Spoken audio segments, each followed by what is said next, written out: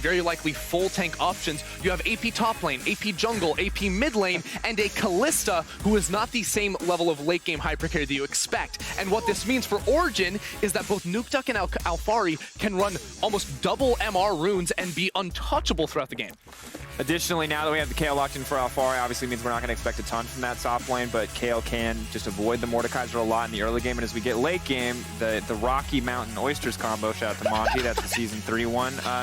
You know what it gets hard countered by? That's a Kayle ultimate and having multiple reliable late game damage sources. So while Mad Lions have Volibear is very much about going full tank and then being a meat shield later on. We may see one of those early game skirmishes as the junglers meet. Xerxe's looking to get in there with the face breaker. Will pull Shadow back.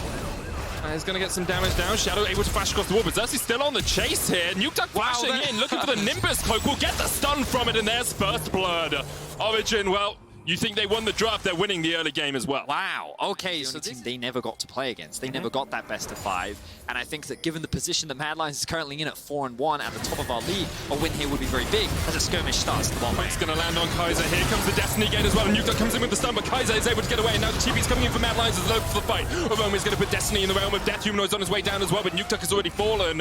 And all 5 players from Mad Lions joined the party in the bottom lane. They knew Alphari didn't have TP, and Destiny is pulled back with the shockwave, but they can't quite get the damage down. He dies in the end as Humanoid secures him. Orome tanking up the turret. Carzzy, one more Infernum is enough as Upset gets a counter kill for Origen. Wow.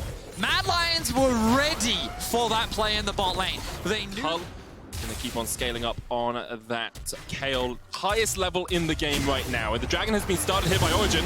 Xerxe will secure it. But here comes Shadow, and here goes Xerxe. Down, back towards the fountain. The dragon secured for Origen, but another kill going over to that Kalista. So, the Inferno Drake still does go in favor of Origen. They're going to be... I'm really curious as to what Orome's game plan and decision-making will be as we progress into these mid-game team fights that I do very much expect to happen.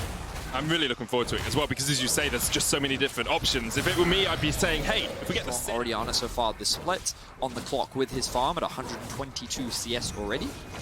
Now let's have a look at TF ultimate coming bot again. Looking for Carzzy, gets the stun. Nukeduck is going to take a little bit more damage. Kaiser trying to beat that bodyguard. Fate's called back.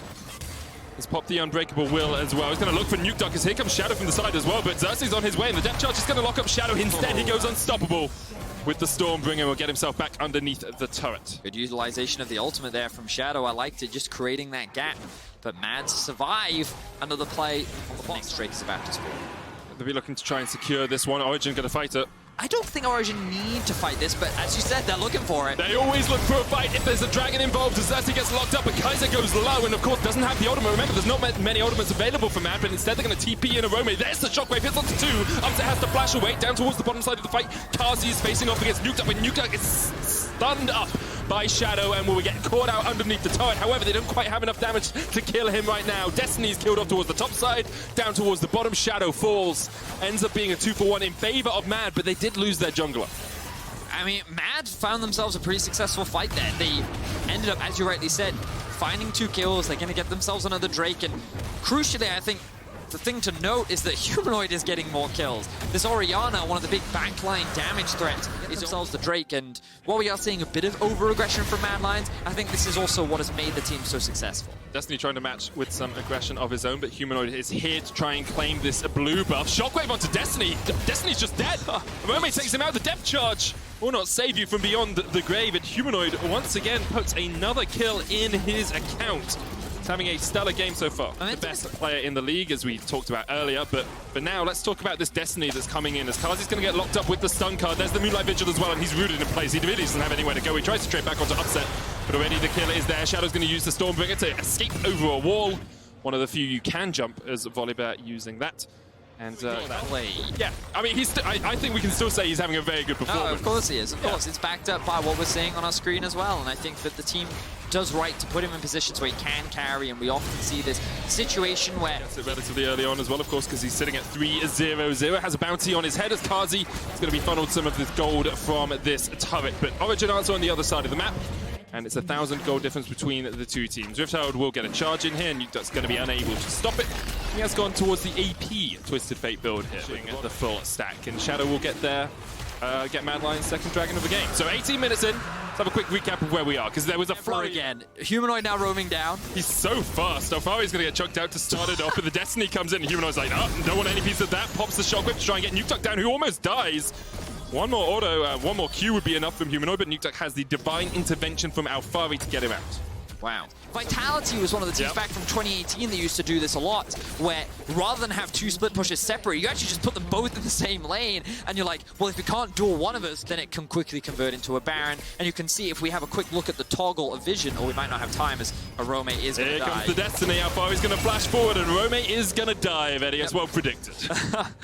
So, I was going to say that Mad used this opportunity to get deep vision in the enemy top side, which then reset and they can better contest Baron, but then Orome died. Yep. So OG becomes very difficult to stop. You can see further itemization starting to come through. I think that might be a wit's end coming through from Alphari, so investing in the magic resistance. We heard Ender talking about it on the AD. There's a lot of AP down. You got to pull the trigger, you got to make a play, because Alphari is scaling up and they're going to go for the Baron. They're calling Origen to try and fight this. They certainly are. Mad Lions kind of stuck between a Kayle and a Baron right now, and they're going to be forced to disengage because they got the TP out from Kayle. They got what he's gotten all this experience and gold from, is because he's been taking farm. Shadow's only level 11 as an engage is starting to kick off. Kaiser's trying to jump onto Xerxe. He's going to take some damage here. Carzzy pushing out the wave in the mid lane. Xerxe's going to get pulled back with the Death's Grasp. Moonlight Vigil doesn't connect. Roman's going to chase Xerxe out. They're both in the realm of Fate's Call now used. Humanoid chasing Nukeduck down towards the bottom side. He's going to get stunned. Cleanses immediately. Xerxe's already dead. Rome takes him out in the Death's Realm, and now Upset's been knocked up, but he's able to cleanse the flash away. Destiny trying to get away as well as Shadow steps forward. Carzzy exhausted. There's the shockwave. There's the shutdown. Alphari goes down. Mad Lions find 3, and they find the perfect fight at the right time. Beautiful fight from Mad, and I was asking what was Orome going to do with his ultimate. He removed Xerxe. He removed that front line, one of the big disengage tools to protect the back line, and this sort of scattered OG and allowed Mad to just focus down particular members of OG and force that Kayle ultimate out very early. That 5v5 in that fight. Mad Lions now with the Baron in control of the game. And 25 seconds on an Ocean Soul, but Humanoid doesn't want to wait for it. The Shockwave! That's the 3rd time he's pulled Destiny out of his hook and sent him to an early grave. Destiny sitting 0-5-0 as Humanoid has been taking names on this Orianna, putting them in his death note as they're not even looking for the dragon. Looks like Orome might go down there and deal with it himself, or the rest of the team will just get that in a tower in the mid lane, and now force to be reckoned with here in the LEC. And many people wondered, Mad Lions last split, was it just a lucky win against G2? You took down G2 when they were underperforming. When the rematch came about, they already had, but just further, like going 5-1. Yeah, exactly. Reinforces the idea, doesn't it? And a 5-game winning spree as well this would be as they look to take down Origen. Alphari is still splitting in the side lane, but Mad Lions do not give a damn about your split push. They are looking for the Nexus Towers, they're looking for the win. Origen still have the opportunity to fight back in this game, but you got to do something soon as Nukeduck has to flash away. Half his health just from a command dissonance, and now Mad Lions have another wave pushing in.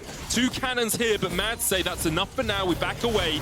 We're going to reset. We'll note Alphari is 16, has teleport available on this Kayle, but is that too little too late as Humanoid gets jumped on by Xerxe, but there's no one here to follow up. Look at him go! Look at him go. He misses the shockwave. He does. He misses the shockwave. That could be impactful, but Alphari, he can't split push. There's super minions pushing in. It takes him too long to clear them, and he knows he needs to get back with his team. Instead, he says, no, I'm going to stay. I'm going to push this wave, and Mad Lion's going to have to try and push towards the inhibitor tower. Stun lands onto Kaiser there, but this inhibitor tower is already down to about looking for the gold card on Orome. Won't be able to get there in time, and Alphari has now come back to join the team. He's stepping forward, but he's already chunked out. Destiny goes in with a hook, but doesn't land it. Kaiser answers with a headbutt. There's the Moonlight Vigil, and that could be enough. That's a big chunk. Hook comes out once again onto Shadow. Here's the Destiny Gate as Nukeduck looks to try and get behind him, but we've seen TFs fail this before, and immediately he's jumped on. Why do TFs do this against Mad Lions? You cannot flank them. They will kill you immediately. And Origen make a fatal flaw that we've seen Fnatic make before.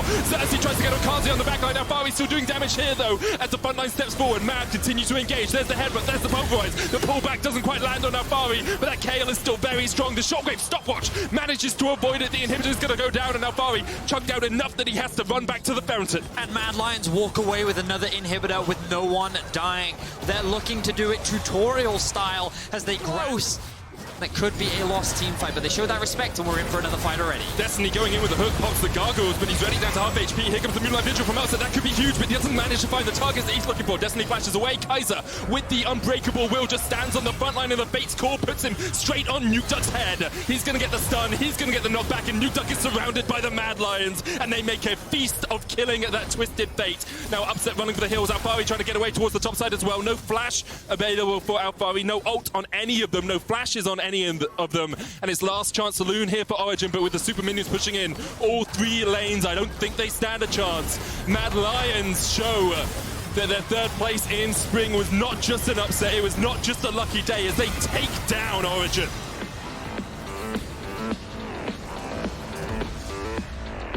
And the Mad Lions successfully hold on to 1st place in the LEC right now. Yeah.